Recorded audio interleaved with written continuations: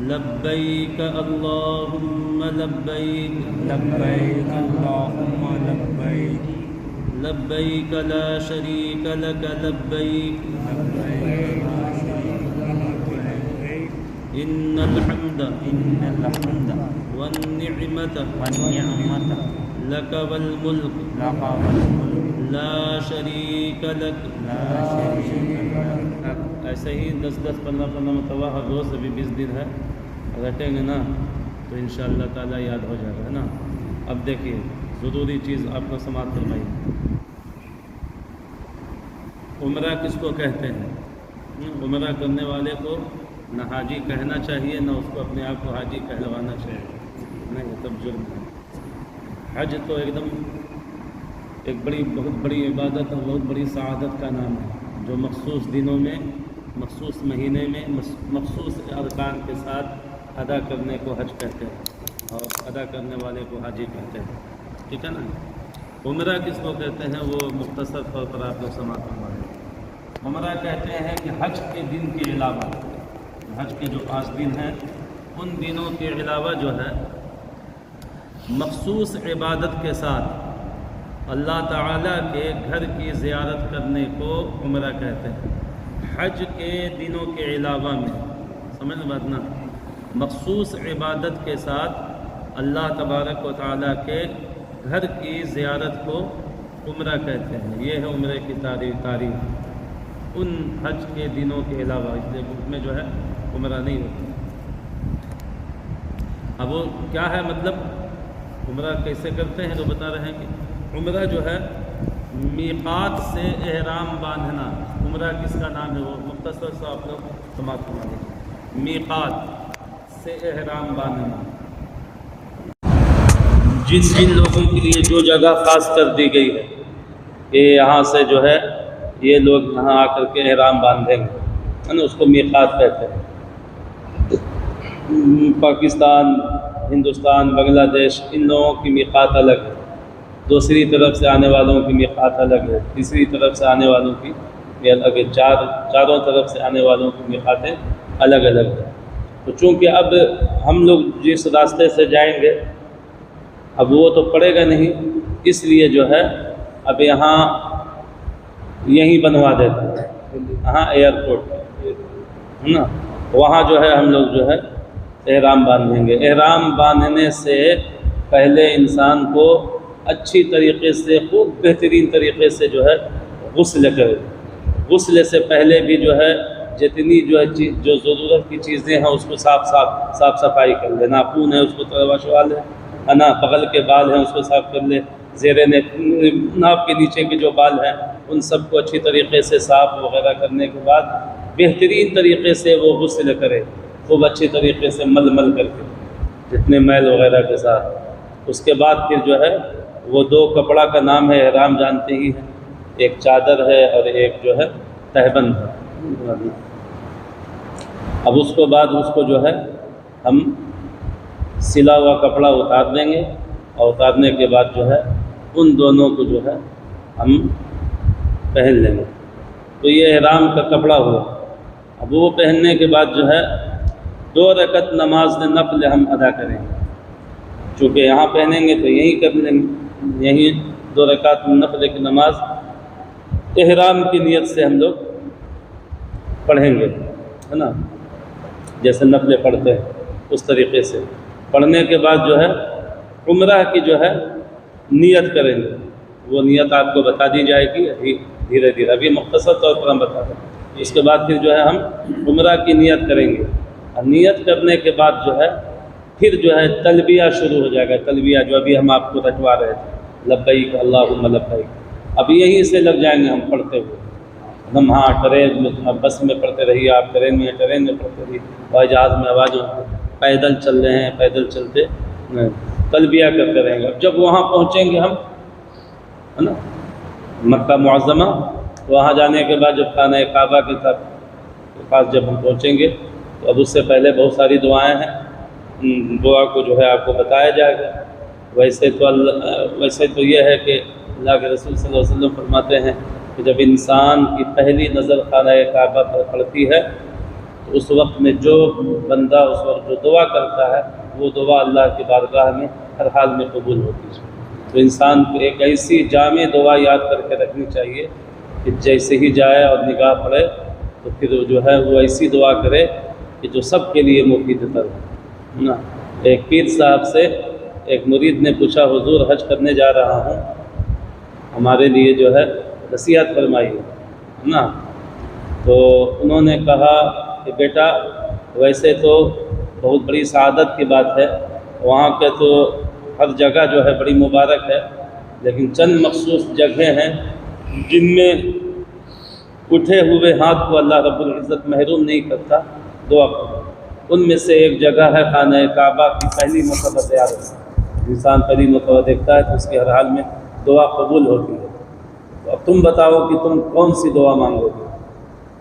وہ بیچارہ خاموش ہو گیا، کہا حضور میں آیا ہی ہوں اسی لیے آپ کے پاس کہ آپ ہم کو بتا دیجیے ہم کیسی دعا مانگیں۔ تو حضرت نے فرمایا اپنے مرید سے کہ بیٹا ایسی دعا مانگو جو سب کے لیے مفید ہو، خالی تمہارے لیے نہیں یا خالی کسی ایک فرد کے لیے نہیں۔ اب کوئی ایک ایسی دعا نہ مانگو جس صرف وہی ایک دعا ہو، ایسی دعا مانگو جس میں سب دعا شامل ہو جائے۔ تب انہوں نے کہا کہ حضور آپ بتا دیجیے۔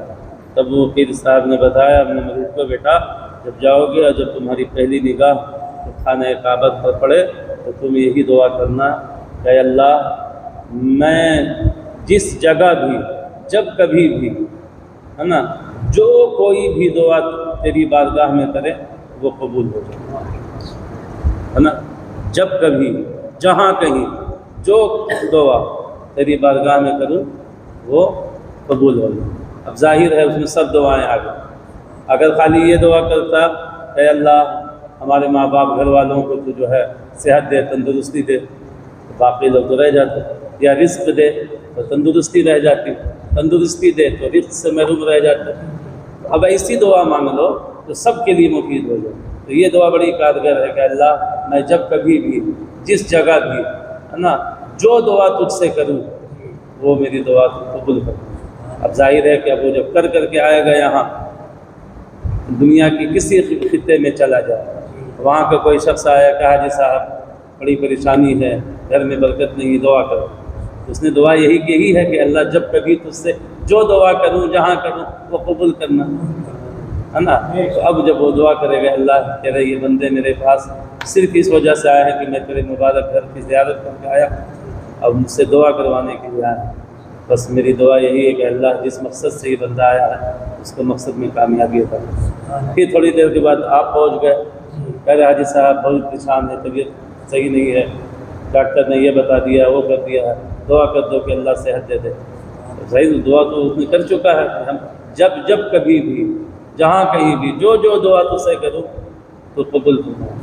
اب جو بھی آئے گا جب کبھی آئے گا جہاں کہیں آئے گا تو نہ اس نے جگہ خاص کی ہے نہ کوئی دعا خاص کی تھی، اس لیے جو جب کبھی آئے گا ابھی دعا کرے گا تو اللہ رب العزت اسی طریقے کی دعائیں انسان کو وہاں کرنی چاہیے جو سب کے لیے کام آ جائے، اور جب کبھی بھی جو دعائیں کرے وہ قبول ہو۔ سب سے پہلے عمرہ کا طریقہ کیا ہوا کہ حج کے عمرہ کہتے کس کو ہیں؟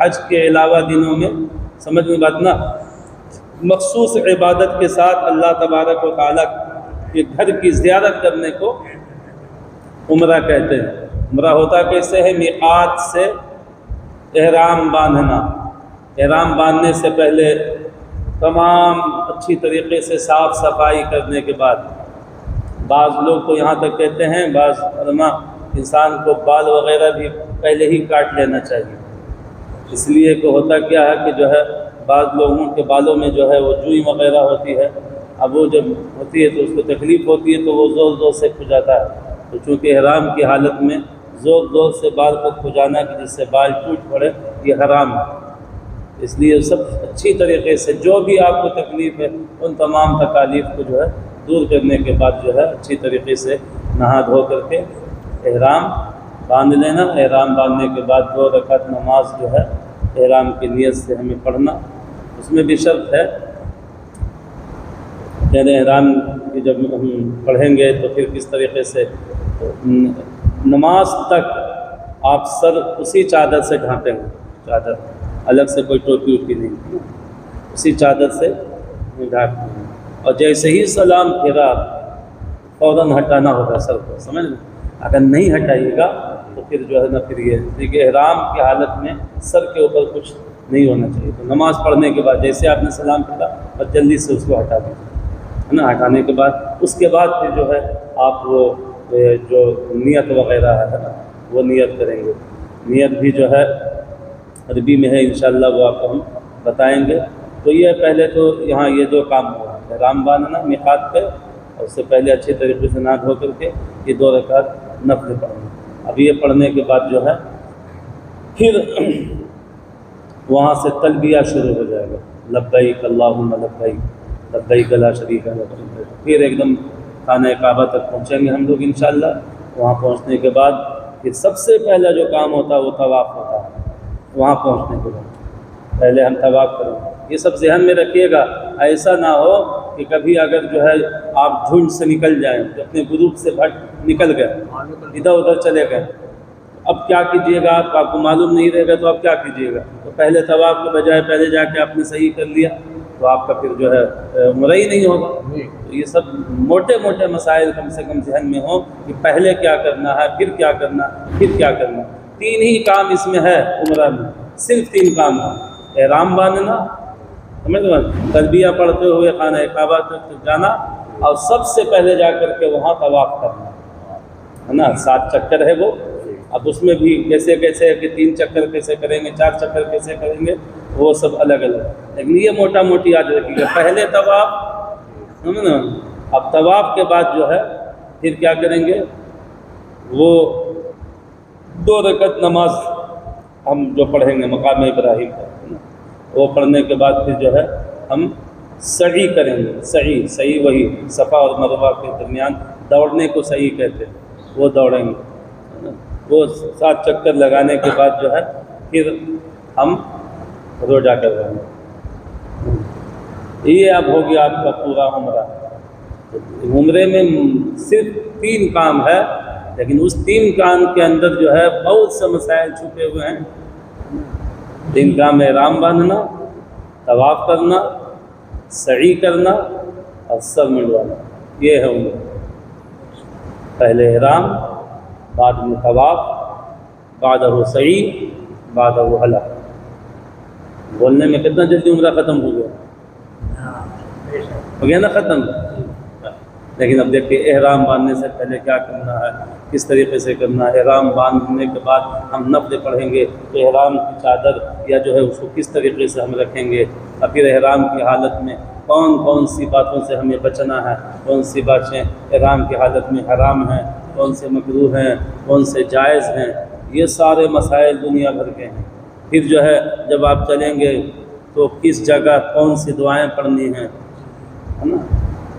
احرام کی نیت کیا ہے، طواف جو کریں گے طواف کی نیت کیا ہے، سعی جو کریں گے سعی کی نیت کیا ہے، پہلے چکر میں کیا پڑھیں گے، دوسرے چکر میں کیا پڑھیں گے، تیسرے چکر میں کیا پڑھیں گے۔